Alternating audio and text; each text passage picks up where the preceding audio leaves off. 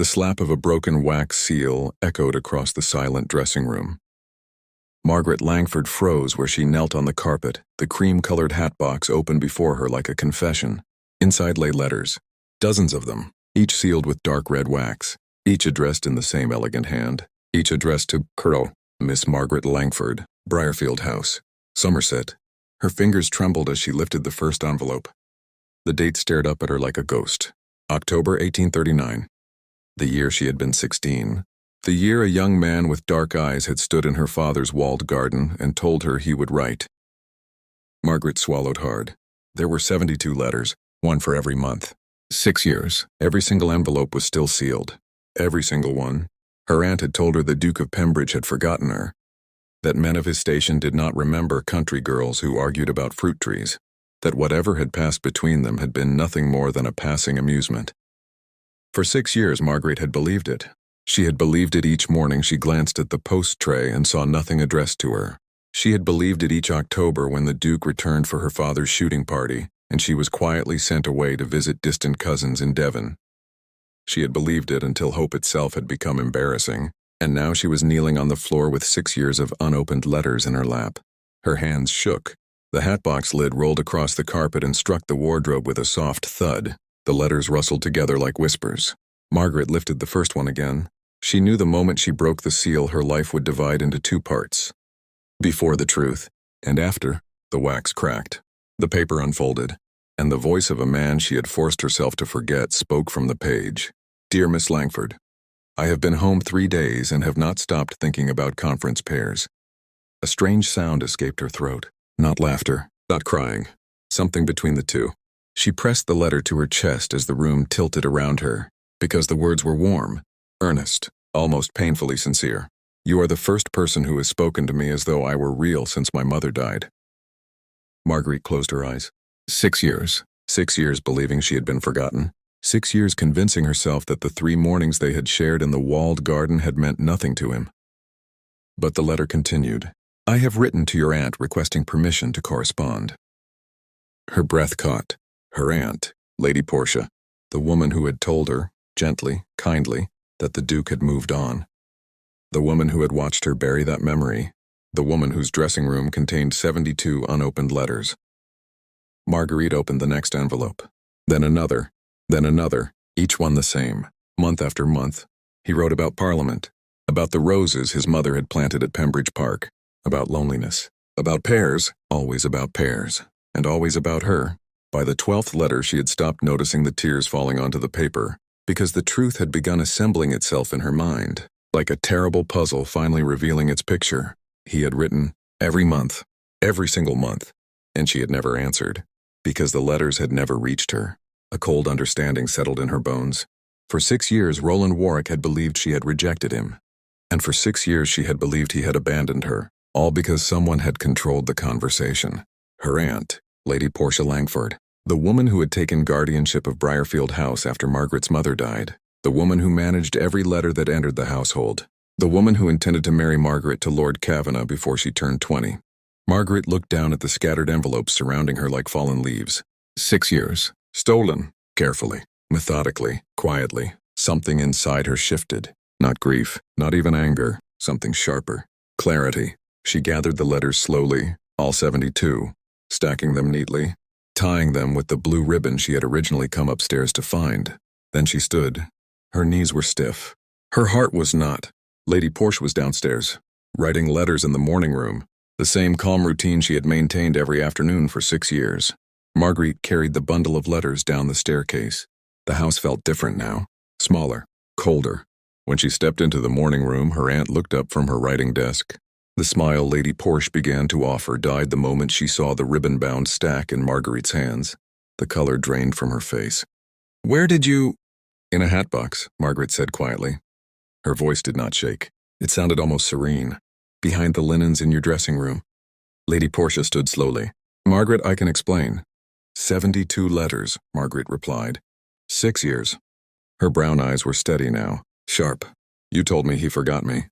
Silence filled the room like smoke. For the first time in 6 years, Lady Portia Langford had nothing to say. Lady Portia recovered quickly. She always did. Control had been her greatest talent for 20 years, and one discovery, however unfortunate, would not make her surrender it without effort. "Marguerite," she said softly, folding her hands on the writing desk, "you must understand the circumstances." The calmness of her voice would once have soothed Marguerite. Tonight it only sharpened the fury inside her chest. "Circumstances," Marguerite repeated. She untied the ribbon. Letters spilled across the desk. 72 pieces of proof. "You told me the Duke of Pembridge had forgotten me." "I told you," Lady Portia replied carefully, "what I believed would spare you pain." Pain. Marguerite lifted one letter. The dark wax seal had cracked when she opened it. "He asked permission to write to me." Her aunt's expression flickered. "He attended father's shooting party every year." A pause. "And every October," Marguerite continued quietly, "you sent me to Devon." Lady Portia inhaled slowly. "You were young, impressionable. A duke's attention is rarely sincere." "He wrote 72 times." "He is a man," her aunt snapped. "Men are persistent when they want amusement." The word landed like an insult. Margaret felt something inside her settle into place. "I read the first 12, she said. "And he was not seeking amusement." Lady Portia's voice cooled. "You are allowing sentiment to cloud your judgment." "No," Margaret said. "I am allowing truth to correct it." The silence between them tightened. For 6 years, Margaret had obeyed this woman, accepted her rules, her supervision, her constant polite authority. But the girl who had accepted that authority had believed her aunt was protecting her. Now she knew better. "You hid them," Margaret said. "Yes." The admission came without hesitation. Lady Portia lifted her chin slightly, "And I would do so again." The word struck harder than any denial. "You stole 6 years from me. I saved you from humiliation. By lying. By preventing foolishness." Lady Portia's eyes sharpened. "You are a baronet's daughter with no dowry and an unfortunate tendency to challenge people who outrank you. Do you truly believe a duke intended to marry you?" Margaret did not answer, because the question was no longer the point. The letters had already answered it. Instead, she reached into the stack and pulled out one envelope. "Letter 37, she said quietly. "He wrote it after 3 glasses of brandy." Her aunt's brows knit together. "He asked if I was real," Marguerite continued. "He wondered if he imagined me in a garden because the alternative was a life where no one ever argued with him honestly." Lady Portia's lips tightened. "He sounds lonely. He sounds ridiculous. He sounds sincere." That word lingered. Sincere. Lady Portia rose from her chair. "You are romanticizing this, Margaret. Dukes do not marry girls from modest country estates, they marry heiresses. Lord Kavanaugh is not an heiress. That is different." "How?" Lady Portia's voice hardened. "Lord Kavanaugh offers stability. He offers you £200 a year." The words landed like a slap. For the first time, Lady Portia's composure fractured. "You read the settlement." "I manage the accounts." Margaret met her gaze steadily. "You intended to sell me." "That is absurd." "You intended to secure your future." Lady Portia's silence confirmed it. The room seemed suddenly very small. "Lord Kavanaugh arrives tomorrow," her aunt said at last. The words were careful, deliberate. "His proposal will be announced at dinner." Margaret felt something inside her chest go very still. Tomorrow. The Duke of Pembridge was already on the road. She knew it. She felt it with the same strange certainty she had felt the day he left the garden 6 years ago. But Lady Portia did not know that. "My answer is no," Margaret said calmly. "You do not have the authority to refuse. I am 22. You are still under this roof, and you are no longer my guardian." Lady Portia's eyes flashed. "That decision is not yours to make." Margaret gathered the letters. "Every one of them. I have already made it." She turned toward the door. "Margaret." She paused. "If you pursue this fantasy with the Duke of Pembridge," Lady Portia said coldly, "you will ruin yourself." Margaret looked back. For 6 years she had lived with quiet disappointment. Tonight something brighter had replaced it. Hope. "He wrote to me 72 times, she said softly. "I believe I owe him at least one." The autumn garden at Briarfield had not changed. The same stone wall, the same pear trees bending under the weight of fruit, the same wooden bench beneath the southern branches where 6 years earlier a duke had sat and argued about horticulture. But Margaret Langford had changed. She stood at the garden gate with Roland's 72 letters pressed against her chest, watching the lime tree avenue beyond the hedges, waiting. 4 days had passed since she posted her reply. 4 days since she had written the most reckless letter of her life. "If you still wish to find me, I am in the garden." She had not told anyone she was waiting, not her father, certainly not Lady Portia, but each morning she came here, and each afternoon she told herself she had been foolish to hope. Because 6 years was a long time. People changed. Feelings faded. Even letters written faithfully for years could belong to a younger man. Yet she returned again today. The sky was pale with October light when she heard it. Hoofbeats, not distant, close, coming fast along the avenue. Her breath caught. The iron gate creaked open before she remembered moving. A dark horse burst through the trees. Its rider pulled sharply at the reins as the animal slowed beside the garden wall. For a moment neither of them spoke. Roland Warwick dismounted slowly. 6 years had carved him. The boyish sharpness she remembered had hardened into something quieter and more dangerous. There were faint silver threads at his temples now. His dark coat carried dust from the road. But his eyes had not changed at all. They found hers with the same steady intensity she remembered from the garden bench. Margaret. Her name left his mouth like something he had carried a long way. "You came," she said softly. His brow furrowed slightly. "I never stopped coming." The word startled her. "Every October," he continued, "for the shooting party." The realization hit them both at once. "You were in Devon," he said. "I was never in Devon." Silence spread across the garden. It was the terrible kind of silence that forms when two truths collide. Roland exhaled slowly. She intercepted them. "Yes." "How many?" 72. His shoulders went rigid. For a long moment he simply stood there. Then he laughed once. It was not amusement.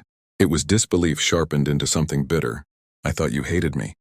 Marguerite stepped closer. "I thought you forgot me." They stood only a few feet apart now. 6 years of absence compressed into the space between two heartbeats. Roland's gaze searched her face carefully. "You read them?" "The first 12. "And the rest?" "I wanted to read them slowly." "Why?" She hesitated. "Because those 6 years belong to you." Something flickered in his eyes. A softness that did not belong to dukes or Parliament or the House of Lords. "I wrote them because I could not stop," he said quietly. "I know. And if you had truly chosen silence—" He stopped. The sentence did not need finishing, because she understood. 6 years of unanswered letters would break most men.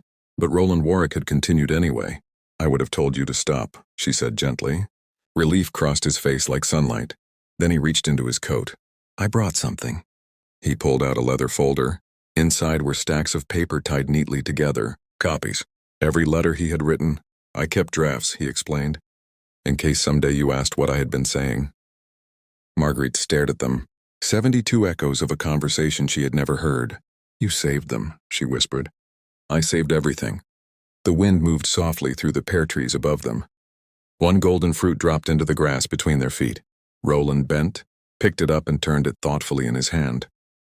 "Conference pears," he said. Her lips curved. "You still remember." "I remember everything." For a moment they simply stood there, not touching, not daring to rush the fragile miracle of understanding. Then Marguerite spoke again. "My aunt plans to announce my engagement tomorrow." The pear stilled in his hand. "To whom?" "Lord Kavanagh." Roland's expression did not change, but the air around him did. Cold, still, dangerous. "I see," he said quietly. She watched him carefully. "You don't seem surprised." "I've known about him for 2 years." That startled her. "You investigated my household?" "You never answered 72 letters." His voice was calm. A man begins asking questions. He stepped closer now, close enough that she could see the faint scar near his jaw she had never noticed before. "I suspected interference," he continued. "But suspicion is not proof." "And now?" His gaze lifted to meet hers. "Now," he said softly, "I have proof standing in front of me." The pear rested in Roland's hand like a quiet witness. Autumn light filtered through the branches above them, gilding the garden wall where they had once sat arguing about fruit and poetry. 6 years had passed, and yet standing here again felt strangely inevitable.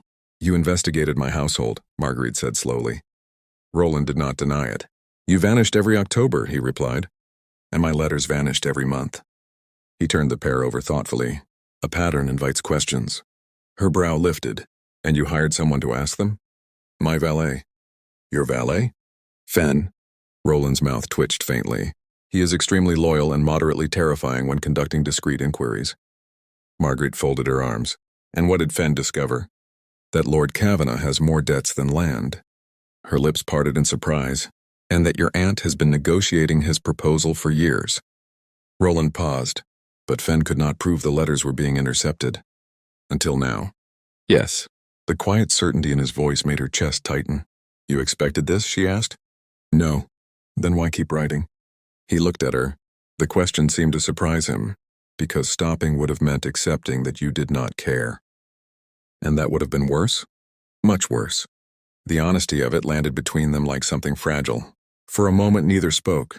Then Margaret took a breath. My aunt intends to announce the engagement tomorrow evening. At dinner? Yes. Roland nodded once.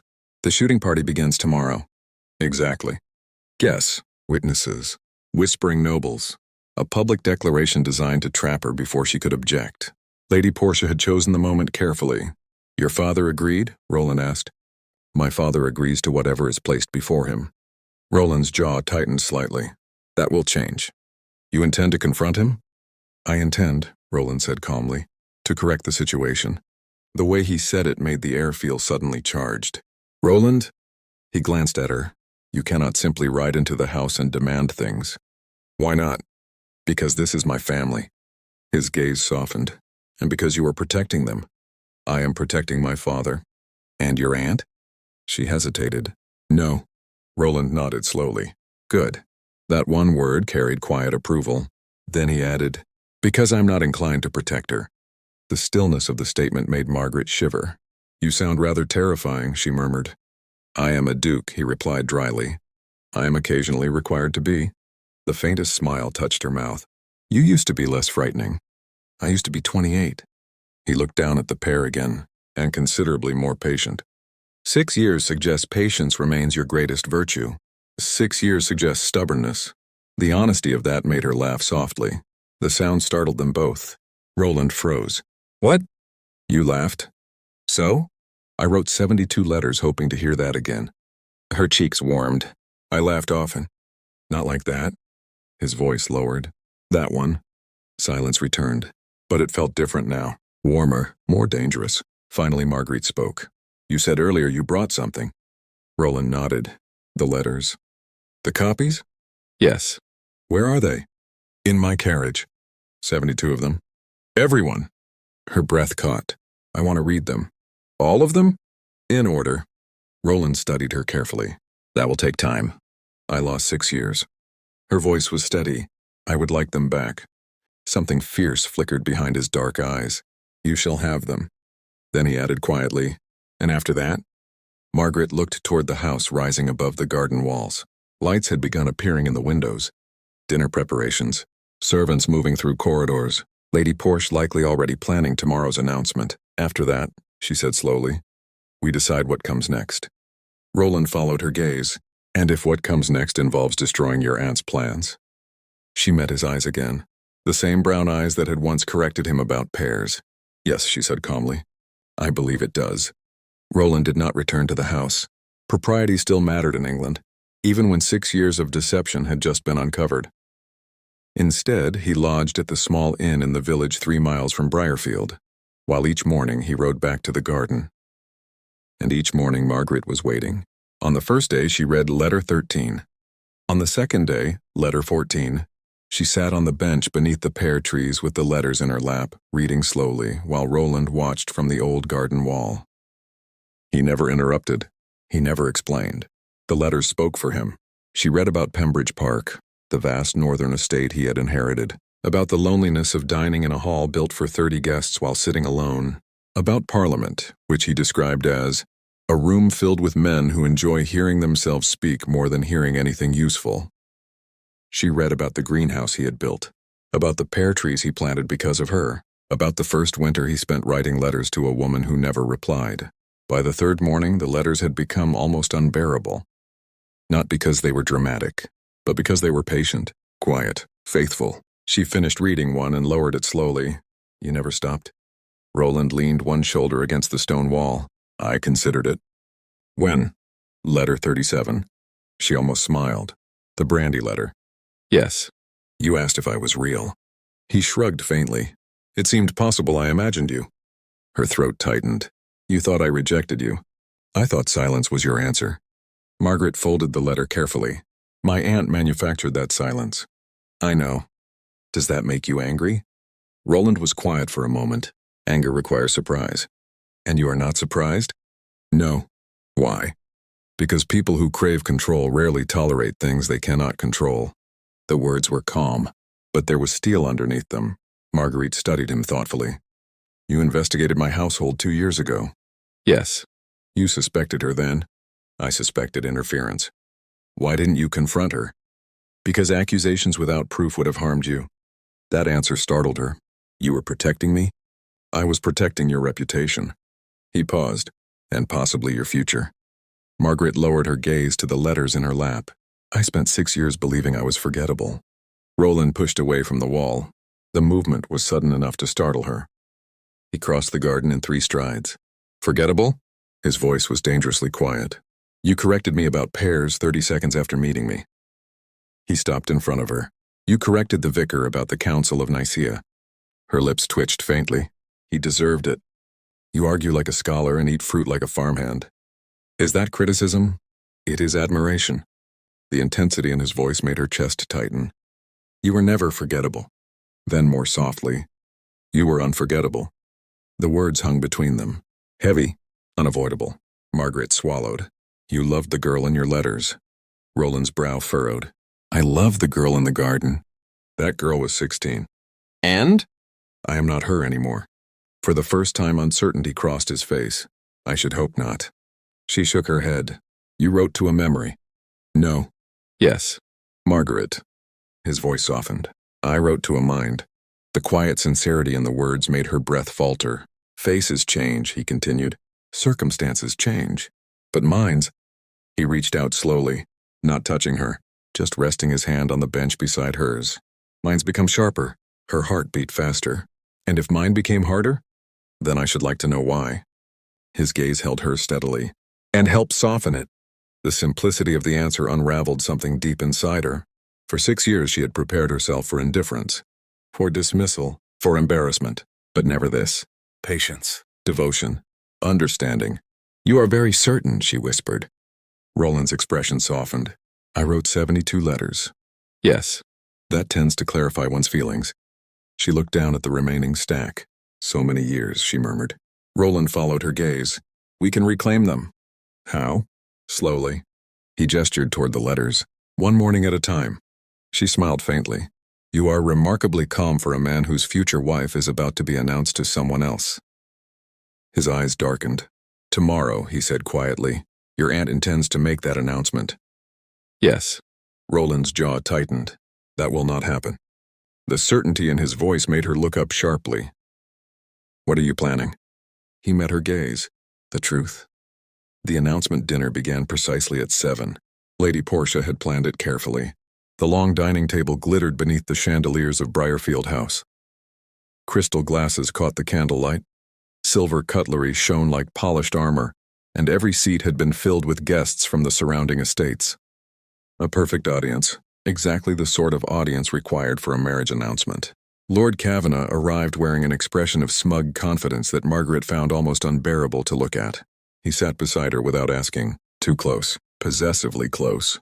His fingers brushed her sleeve as he lifted his wine glass. My dear Miss Langford, he said warmly, your aunt tells me we shall have delightful news this evening. Margaret did not answer. Across the table, Lady Portia watched her carefully. There was tension in the older woman's posture tonight, because Margaret had not behaved as expected. She had not been frightened. She had not pleaded. She had simply waited, and now the dinner was halfway through. The servants cleared the final course. Lady Portia rose gracefully. The room quieted immediately. My friends, she began with polished elegance, it gives me great pleasure to share. The doors opened. Every head in the room turned. Roland Warwick stood in the doorway. He had not dressed for dinner. His riding coat was still dusted from the road, but nothing about him suggested apology. He entered like a man entirely accustomed to commanding rooms. Lady Portia's voice stopped mid-sentence. Your Grace, she said tightly. Lady Portia. Roland stepped forward calmly. Forgive the interruption. The guests murmured softly. A duke arriving unannounced was not merely unusual. It was a social earthquake.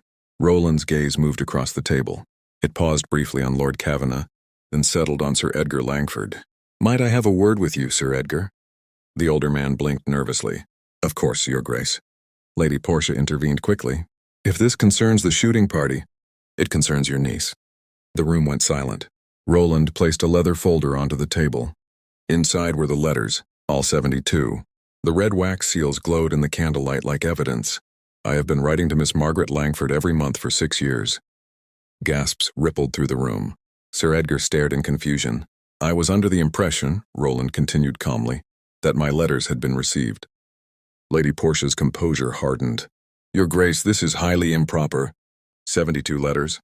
He untied the ribbon. The stack spread across the table. "I believe that qualifies as persistence rather than impropriety." Murmurs grew louder among the guests. Lord Kavanaugh looked furious. "What exactly is the meaning of this?" he demanded. Roland finally turned to him. "The meaning," he said calmly, "is that your proposed engagement does not exist." The Baron's face reddened.